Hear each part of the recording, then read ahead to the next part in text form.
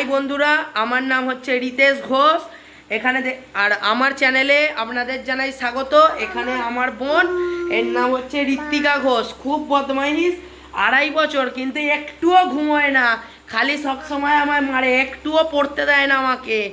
আর আমি ক্লাস 8-এ পড়ি, আমার বয়স 14। আর ওখানে দেখতে পাচ্ছে আমার মা বসে আছে, যার নাম হচ্ছে অঞ্জলি ঘোষ।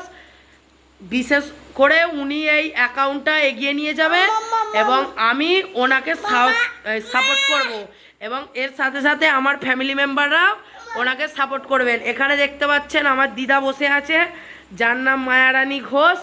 আর এখানে বসে আছে হচ্ছে আমার ঠাম্মা, যার নাম হচ্ছে ললিতা ঘোষ। এবং আমার কোনো দাদু নেই, কারণ দাদুরা যখন আমার মা বাবার খুব অল্প বয়স তখনই মারা গেছে।